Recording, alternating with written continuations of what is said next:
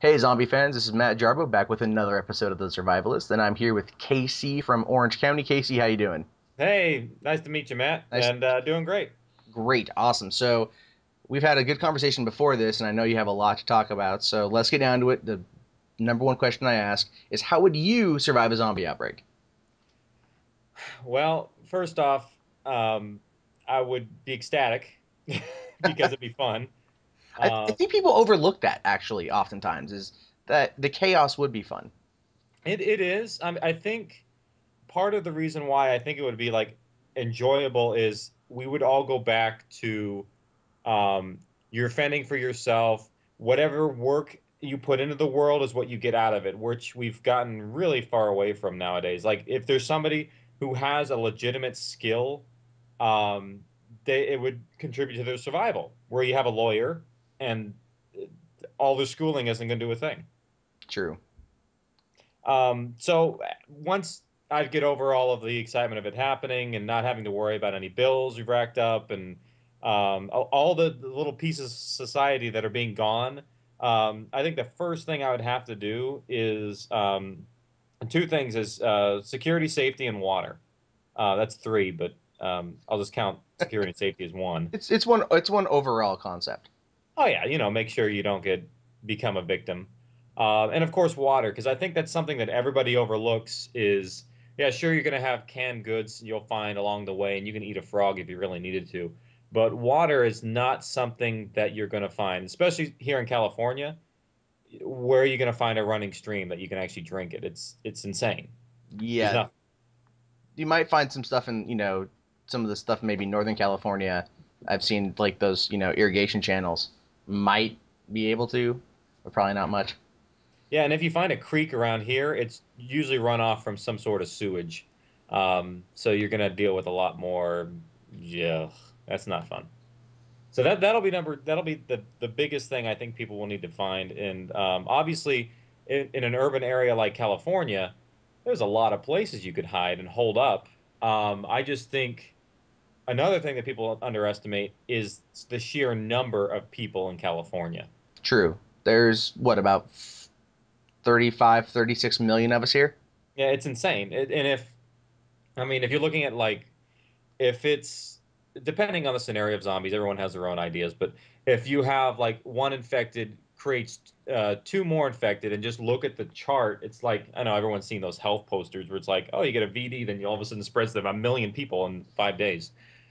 Same principle where it's like you just get a whole bunch and they just get lined up, and you're that little guy at the end. That's what are you going to do? It's sheer numbers. You got to be able to find some place that you can defend. And any home around here, even apartment buildings, it's extremely difficult. There's too many ways in and no way out. It's very true. Now, would you stay in the city or would you try to find more of a rural setting? Well, I've debated this with a lot of people. The great thing about city is you have supplies, you have all kinds of things in this area that you can use. There's a lot of vehicles. Say, for instance, you get in a bad situation, you need to find a car.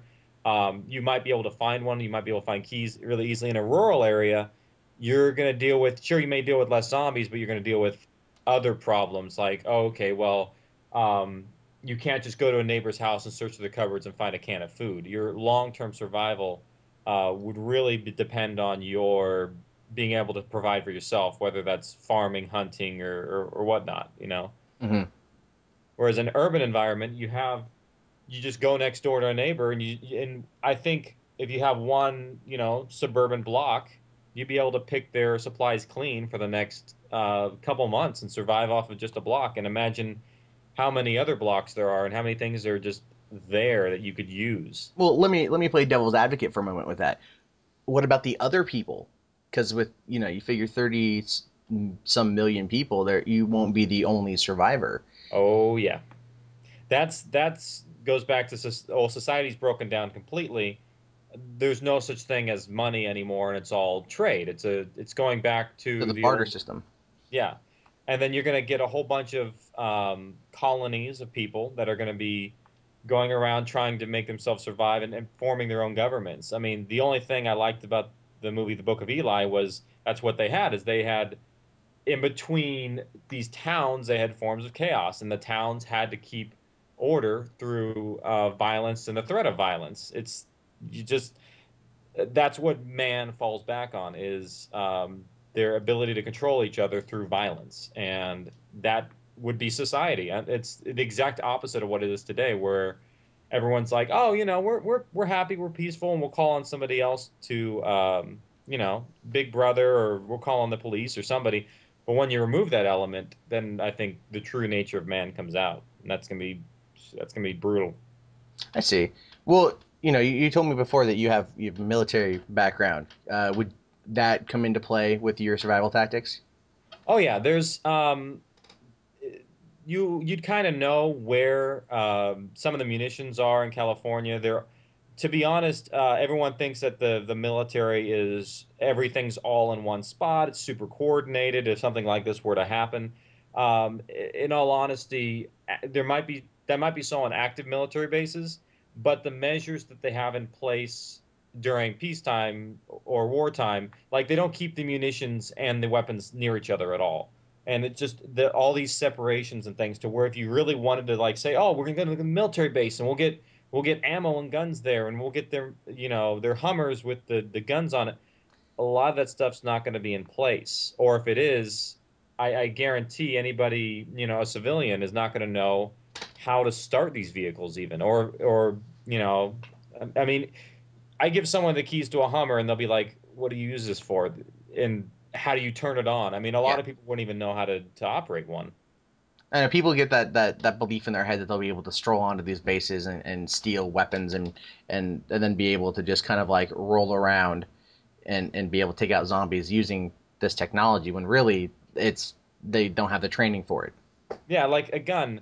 Like I hate this. Whenever you see a movie, you always see a guy, "Oh, pick up a gun, chink chink. I already cocked it, and then we're ready to go." Okay, well, what happens if you have a jam? Where's the safety on it? First off, some people don't even know what that is. How do you actually chamber around? It's not as easy as just saying, "Oh, okay," and then what happens if it's a long-term weapon? Like um, weapons jam, or like what happens if a bullet gets double fed, or I mean there's so many variables in all these things that you really need a lot of training for. True. People just think, I'm going to use it, it'll work somehow. So what's like your long term goal? Like, would you eventually try to regain society, or would you just try to start your own? Or I honestly would try and start my own, and I think that just goes because I have the idea of strength in numbers is better than ones and twos. And I have a lot of faith in man, but I think this colonial kind of basis, where if you had a colony of good people who are all working together towards a common goal and they all pulled their weight, you'd be able to survive. And I bring that theory a lot into, what I do in my writings and things like that, because I truly believe that even though in a society that where all morals are gone, you would still have people um, come together for the good of each other for the common good. true, true.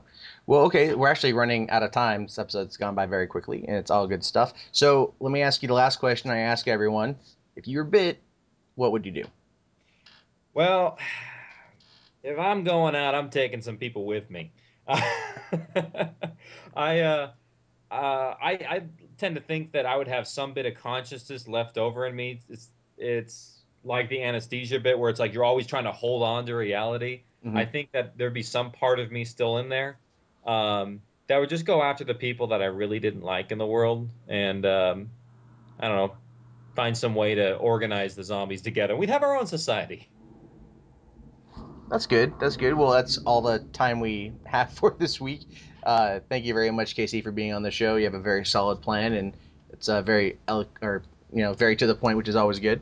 For everyone listening at home, be sure to tune in to Casey's show We're Alive, the zombie story of survival, found on iTunes, keyword We're Alive, or at thezombiepodcast.com.